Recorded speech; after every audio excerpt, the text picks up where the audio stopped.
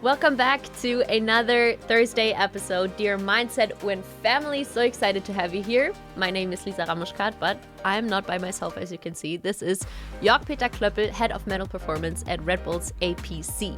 Yeah, it's great to be back. And I saw that you spoke with another athlete that I've worked with in the past. So. Most certainly, Jörg. I spoke to Saya Sakakibara, an Australian BMX racer. Super interesting and super exciting to speak to.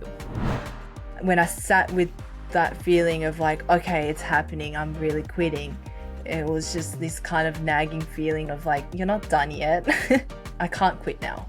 Journaling is like my sounding board, like my therapist kind of.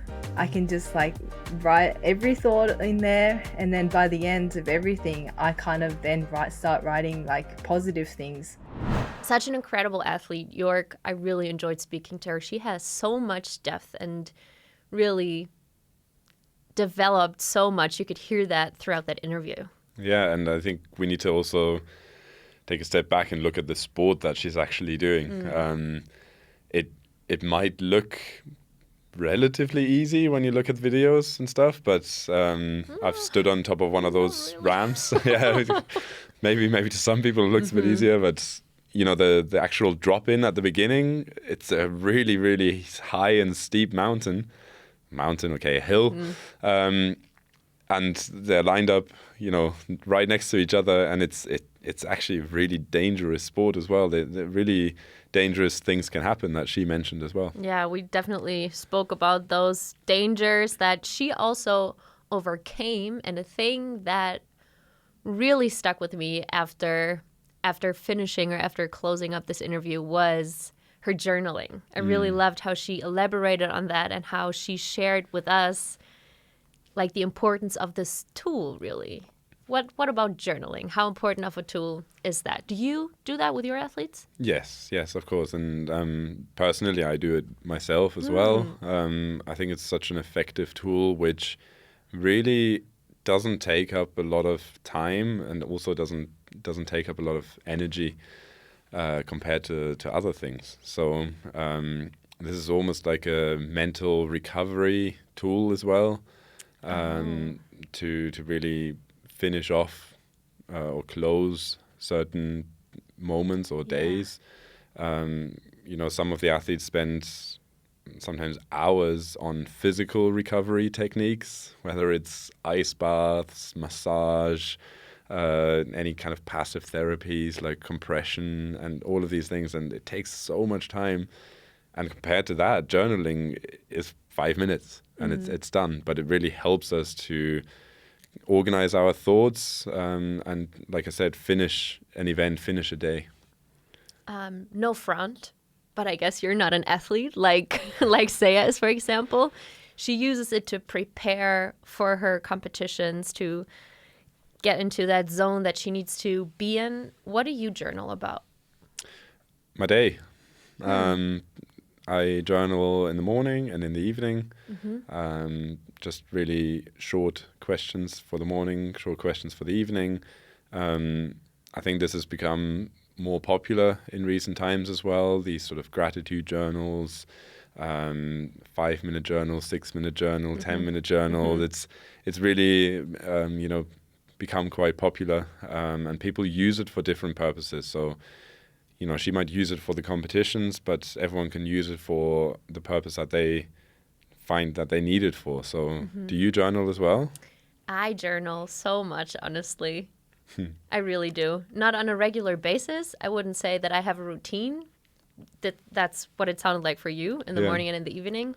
I rather, I don't know, do it sometimes to, like when either I have a problem that I need to structure my thoughts for, because writing it down is a true process. You can't just think the thought and like let it be the way it is, but you actually have to put work into the words you're using. It has to make sense writing it down, right? Absolutely, yeah. But then sometimes I do the gratitude journaling too, and I have used it myself to prepare for certain events or like where I felt that I was nervous, and I used it to get rid of the nervousness. Okay, yeah. Yeah. That's nice that you had such a positive effect from that. Oh, definitely. Oh, I couldn't live without journaling. I'm 100% sure. Do you use pen and paper, or do you do it digitally? No, I need pen and paper. Why? I filled a lot of books over the years. I don't know. I feel that I can connect to myself better Okay. when I write it down. Okay. It's a whole nother process. There's quite a bit of research into that, whether pen and paper is better than any sort of digital form. And? Yeah. I mean, there's a couple of reasons why it is more efficient, or it works better when you use pen and paper. One thing is that it's slower. Most people write slower with a pen and paper than with on a computer or on the phone, which means that we're spending more time processing the thought. Also, on the paper, you have pretty much no distractions, whereas on the phone, you might get a little notification that pops up, or on the computer, there's a lot of other things that I could look at. Yeah. But on the paper, it's no distractions, which means I'm more focused on the thought. It definitely requires more effort, even though it's a small effort. But writing by hand, if writing a whole 1,000 words text, people would probably prefer to do that on the laptop or on the phone rather than with a pen and paper. So it's more effort, which means that I have to be more decisive with what I write down as well. I'm less likely to just babble on and just write down whatever comes to my mind, but instead I'm being really careful in choosing my words. So it's a lot of reasons why it actually makes a lot more sense to do it with pen and paper, and it has been shown as well that there's more kind of neural activity happening then as well. Oh, wow. Okay. I wasn't thinking about the neural activity as I was, grabbing that pen. I have another question for you, though, because you said you have this short morning and evening routine answering certain questions. I don't know if it's too personal, but what are those questions that you're answering? It's nothing personal at all, because these journals are out there for anyone to purchase, and they vary. So you can kind of have a look at which one suits you best. To give you an idea, one of the questions for me in the morning is, what are 3 things that I'm grateful for today? And it's just about starting the day on a positive note.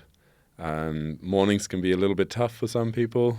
I'm a morning person. I love getting up in the morning, but it's really good anyways to just remind yourself of some positive aspects in your life straight away in the morning. And also some positive reaffirmations about yourself. So just this daily positive reminder about either a goal that you've set yourself, or just something that you truly believe in yourself, a strength that you believe you have, to make that a super strength. So that daily reminder can really increase your self-confidence, your self-awareness as well. So, these little questions, like I said, it takes no time at all, but it has a powerful effect for the rest of your day. Do you journal any more than that? Because as we had with Saya, she, totally goes out there and really engages with whole days and whole situations. What do you do with your athletes? If, let's say, there's an athlete coming to you asking for help, or you're working on this problem together, and you're like, let's journal. He or she has never journaled before. Yeah, it really depends on the purpose. But I guess probably the most common type of journaling that I would initiate with athletes that either journal or haven't journaled before is to keep a competition journal. And in that, again, there's different ways of how you can do this. I believe the most effective way is to actually journal throughout the competition, and by just making notes of predefined categories that I can track over time then. So with the athletes, it might be, how the preparation went, first of all. How's the hotel that I stayed in? How was the gym at the hotel? How good was my physical preparation, my mental preparation? How focused was I on the event? How was my interaction with others?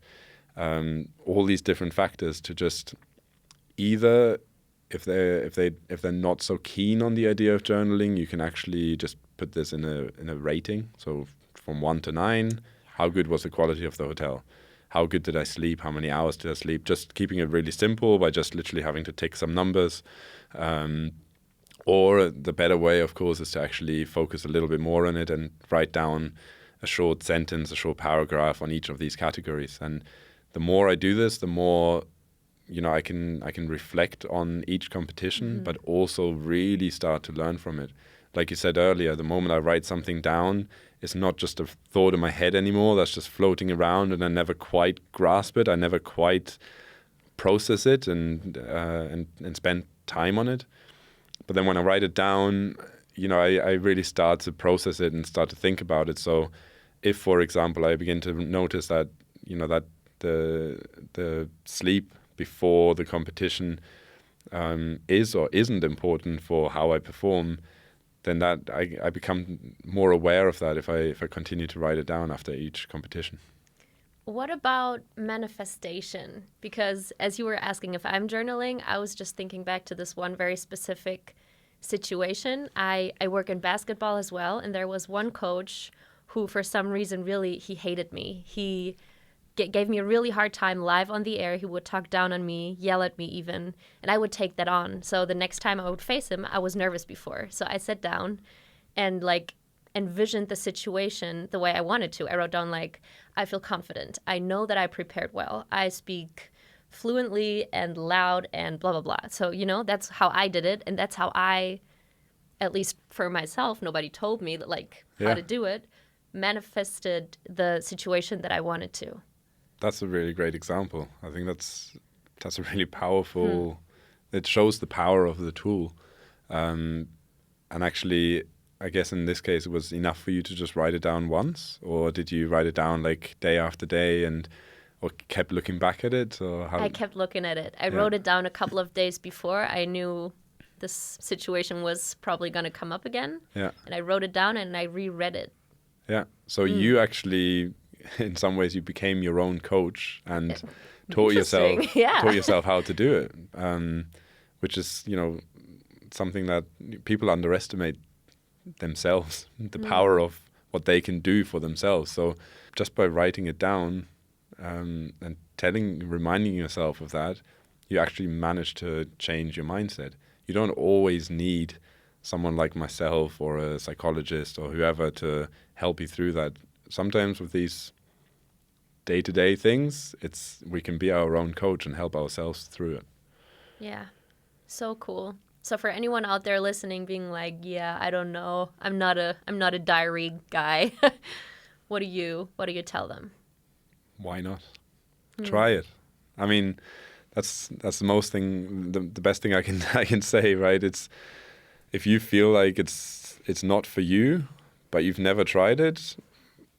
I mean, what are you basing that on? You have to try it, and you have to try it for a week or so to really know if it's for you or not. And I've convinced the most resistant people to actually start journaling as well. Yeah, and I mean, it's a private thing too, right? You don't have to do it with anyone watching. No. It's just you and yourself. I mean, there are some ways.